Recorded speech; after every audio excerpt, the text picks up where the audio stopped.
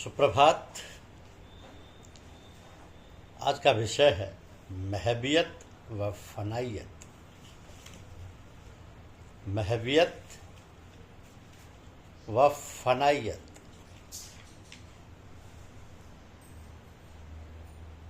यानी समाधि और लय।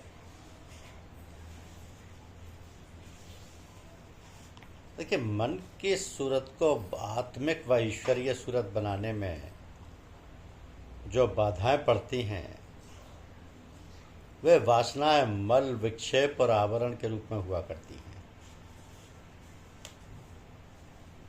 तो जो विधियां बताई जाती हैं उनको अभ्यास में ध्यान रखने से बड़ा लाभ होता है, क्योंकि ये वासना 3 प्रकार की होती हैं और 3 प्रकार से मन पर अपना रूप बनाती हैं। पहले वे वासनाएं या खतरात जो अपने आप बिना सोचे विचारे मन में आकर उतरती हैं। ये 4 तरह की होती हैं: ईश्वरीय यानी रहमानी, दैवी यानी मलकानी, आसुरी यानी शैतानी और मानसिक यानी नफसानी। तो ये पहली वासनाएं 4 तरीके की होती हैं: रहमानी, मलकानी, शैतानी और नफसानी, यानी ईश्वरीय, दैवी, आसुरी और मानसिक।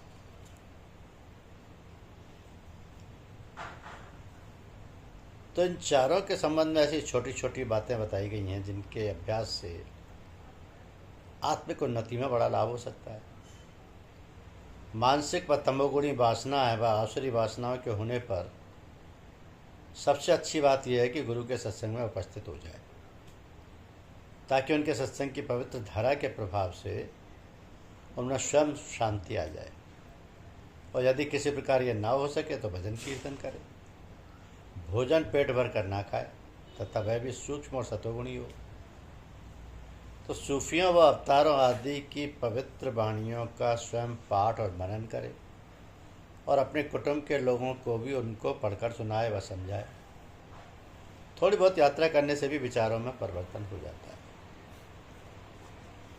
जब दैवीय वासना पैदा हो जाए या आए तो शीघ्र ही उनकी ओर झुक जाना चाहिए और उनसे ईश्वरीय व आत्मिक आनंद व शांति की ओर मार्ग निकालना चाहिए, क्योंकि दैवीय वासना जब आती हैं और मन उनको ग्रहण नहीं करता तो वो शीघ्र ही लौट जाती हैं। जब ये वासना आए तो ईश्वर के गुणों व नामों को लेकर ईश्वर के महत्व की ओर अपना ध्यान लगाना चाहिए।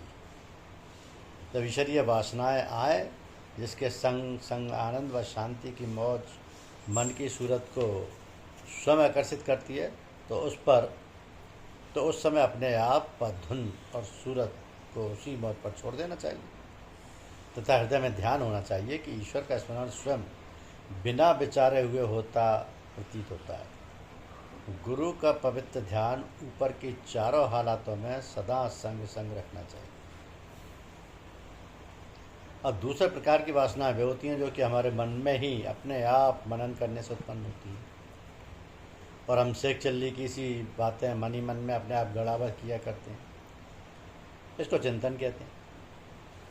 इससे बचने का उपाय यह है कि जब ऐसी अवस्था हो तो बजाय व्यर्थ बातों पर सोचने विचारने के ईश्वरीय गुणगान आदि करे, गुरु या महात्माओं के पवित्र उपदेशों, वाक्यों तथा उनके सदाचार और ईश्वर प्रेम की ओर ध्यान दे तथा उनके अनुसार मन की सूरत को बढ़ाने का ध्यान द्वारा प्रयत्न करें।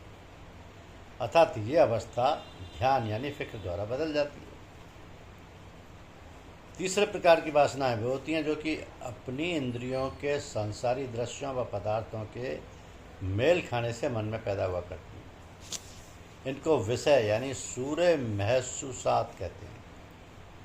ये वासना संसारी दृश्यों व पदार्थों के रूप में होने के कारण मन के ऊपर एक आवरण रूप बन जाती है। इन पर्दों से बचने के लिए सबसे बढ़िया इलाज ये है कि अभ्यासी इस बात का अभ्यास कर ले कि मन के दर्पण पर गुरु की सुंदर, मनोहर, आत्मिक, प्रकाशमय चैतन्य मूर्ति हर समय खिंची रहे, ताकि दूसरे स्वरूप जो इंद्रियों द्वारा मन के दर्पण में आया करते हैं टिकने व जमने की जगह ही ना पाए। तो शेष ध्यान योग और सूरत शब्द योग का अभ्यास बराबर जारी रखा जाए तो सोने में सुहागा का काम होगा। तो गुरु की सुंदर व चैतन्यमय मूर्ति के ध्यान रखने या ध्यान करने को फारसी में शकल राबता कहते हैं। यदि ये अभ्यास कर लिया जाए तो फिर क्या कहना कि गुरु की शक्ल में अपनी शक्ल को या अपनी शक्ल में गुरु की शक्ल को ढालने लगे, यहाँ तक कि अपने स्वरूप को गुरु के स्वरूप में भक्ति पक्ष में देखें। इसी बात को श्रीमान रामचंद्र जी महाराज ने तहरीर फरमाया है कि जो गुरु को गुरु की नज़र में नहीं बल्कि अपनी नज़र से देखते हैं उनको परमात्मा हमेशा रुलाता रहता है। इस अभ्यास को पक्का कर लेने से गिरने का या डगमगाने का भय नहीं रहता और कुल बाहरी व भीतरी कर्म धर्म व आत्मिक उन्नति की बातें जैसे गुरु में होती है वे सब धीरे धीरे अपने गुरु में लीन होने से उतर जाती हैं तथा गुरु की कृपा से अपना अनुभव उतनी ही सुंदरता के साथ खुलेगा जिसकी सहायता से ईश्वरीय मार्ग में अत्यंत सुविधा हो जाएगी। तो अक्सर ये शिकायत हुआ करती है कि ध्यान देर तक नहीं लगा करता है और उचट जाता है, जल्दी उचट जाता है। इसके लिए एक विधि बताई जाती है जिसके अभ्यास से शिकायत बहुत कुछ दूर हो सकती है। वो ये है कि ध्यान लगाने पर जब यह मालूम पड़े कि ध्यान उचटने वाला है या सूरत जमे हुए स्थान से बिखरने वाली है तो जो ही उचाट आरंभ मालूम हो त्यों ही गुरु का ध्यान करके उसके अभ्यास में ये प्रार्थना शुरू कर दें कि हे परमात्मा, तू ही मेरा इष्ट देव है, इष्ट पद है और तुझे ही मैं चाहता हूँ। तो हे परम परमेश्वर, मैं तेरी इच्छा पर निर्भर हूँ। ऐसा करने से लाभ होगा कि मन की सूरत जो ईश्वरीय ध्यान व आनंद योग में लगी हुई थी उचाट होकर अब इस तरह पर ईश्वर प्रार्थना के रूप में बदल जाती है, जिससे ईश्वरीय ध्यान एक प्रकार से बना ही रहता है। तो इस प्रकार बीच बीच में प्रार्थना करने से परिणाम होगा कि प्रार्थना करते करते ईश्वरीय रचना का भाग बढ़ने लगेगा और यहाँ तक बढ़ेगा कि अभ्यासी स्वयं पहले से ध्यान में आ जाएगा। इस तरह अभ्यास करते रहने से ध्यान की अवस्था में रुकाव व बल अपने आप आ जाएगा। इसको फारसी में वाजगश्त कहते हैं। वाजगश्त। अक्सर ये शिकायत हुआ करती है कि ध्यान लगता भी है और आनंद भी आता है और आनंद में मग्न भी हो जाते हैं, किंतु अनुभव का ज्ञान और अंदाज़ा नहीं होता।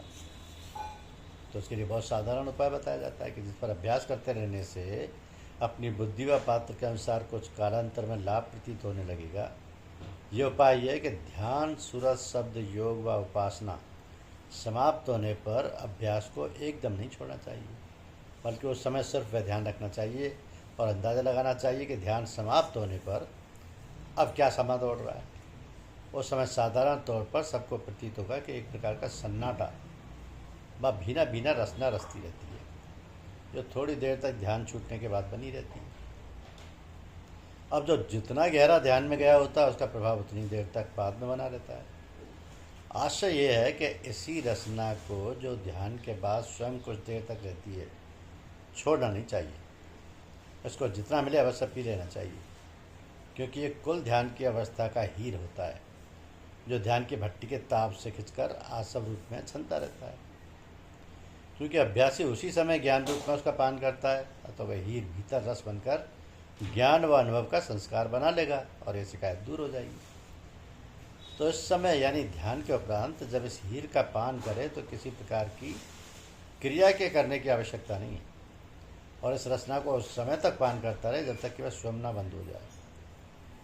यानी अजल से दोनों हुस्नों इश्क मेरे दिल में रहते हैं, बहम लैला व मजनू एक ही महफिल में रहते हैं, ताज्जुब है किसी ने आज तक जाना न पहचाना, वह होकर साफ बेपर्दा हर एक महफिल में रहते हैं। तो शिकायत किस जुबान से मैं करूं उनके ना आना की, मैं उनके दिल में रहता हूं, वो मेरे दिल में रहते हैं। तो हर एक व्यक्ति को आनंद, खुशी और सुख प्राप्त करने की इच्छा रहती है। हर दिल में आनंद व खुशी का जज्बा यानी भाव बिजली रूप में भरा रहता है। जहाँ जी जाता है और दिल की धार जाकर जमती है उसी का नाम रूप पैदा कर लेती है तथा प्रेम व मोहब्बत का रूप बन जाती है। तो जहाँ और जिस चीज़ पर से दिल की धार या जी हट जाता है वहीं पर उस चीज़ से आनंद व खुशी का पहलू बदल जाता है। ये हर शख्स का हर वक्त का नित्य का अनुभव है। तात्पर्य यह है कि ये बात बिल्कुल साफ है कि आनंद व खुशी सिर्फ हमारे दिल में और दिल से ही है, बाहर की किसी चीज़ में या किसी चीज़ से नहीं। क्योंकि जब तक हमारी तवज्जो दिल की धार उस चीज़ पर जाकर नहीं जमती है, तब तक उस चीज़ से कोई संबंध या लगाव या प्रेम नहीं होता और ना उससे आनंद या सुख मिलता है। तो वस्तु आनंद व खुशी दिल में और दिल ही से मिलती है, बाहर और किसी चीज़ में या किसी चीज़ से नहीं। दिल की बिजली नुमा धार का बहाव नित्य के स्वभाव से बाहरी पदार्थों पर जा जाकर पड़ने और जमने से भ्रम हो जाता है कि अपनी असली चीज़ का मज़ा और आनंद दूसरी चीज़ों के द्वारा उठाया जाता है, तथा भ्रम और अज्ञान से कहा जाता है कि फला चीज़ से बड़ा आनंद मिला। हालांकि ऐसा नहीं है। दिल खुद आनंद रूप है और चैतन्यता उसकी शक्ति है। जब दिल की चैतन्य शक्ति दिल पर ही जमने और बैठने लगती है, तब वह अपने ही अंदर अपने आने के रास्ते पर चढ़ने लगती है और आध्यात्मिक शांति, शक्ति तथा सत्ता में निष्ठा प्राप्त करती जाती है। एक शक्ल होकर एक ही से मेल मिलाप करके समाधि और लय यानी महवियत व फनाइयत अवस्था में गुजरती रहती है। तो द्वंद्व की अवस्थाओं से पाक साफ होती जाती है तथा निर्द्वंदता की आत्मिक गति का आनंद मिल जाता है, मिलता जाता है। तो तमाम तरीके और उपाय सूरत पर तवज्जो यानी दिल की चैतन्य शक्ति को अपने दिल ही पर बैठने और उसका आनंद लेने के लिए बनाए कायम किए गए हैं। इन सब तरीकों और उपायों की मंशा यही है कि दिल अपने में महव होने लगे। जब अभ्यासी या जिज्ञासु को अपने दिल पर नज़र जमाना आ जाता है या अपने दिल को देखना आ जाता है, तो फिर उसे शह राह मिल जाती है और भ्रम नहीं रहता। सद्गुरु सिर्फ उसी राह में अपने अनुभवों से चढ़ाई में मदद किया करते हैं। जब कहीं पर कमज़ोरी या कब्ज़ आदि हो जाने का डर होता है या हो जाता है, तो अपनी उस शक्ति में बल प्रदान करके उसके काम को चालू कर देते हैं। तो ये जो आध्यात्मिक शांति, शक्ति तथा सत्ता में निष्ठा प्राप्त की जाती है, ये एक शक्ल होकर एक ही से मेल मिलाप करके समाधि और लय यानी महवियत व फनाइयत अवस्थाओं से गुजरती रहती है। और इस अवस्था को पाना सदगुरु की मेहरबानी से संभव है। इसलिए सदगुरु से लौ लगाए रखिए, समाधि और लय यानी महवियत और फनाइयत की अवस्थाओं से गुजर जाएंगे। धन्यवाद, शुक्रिया।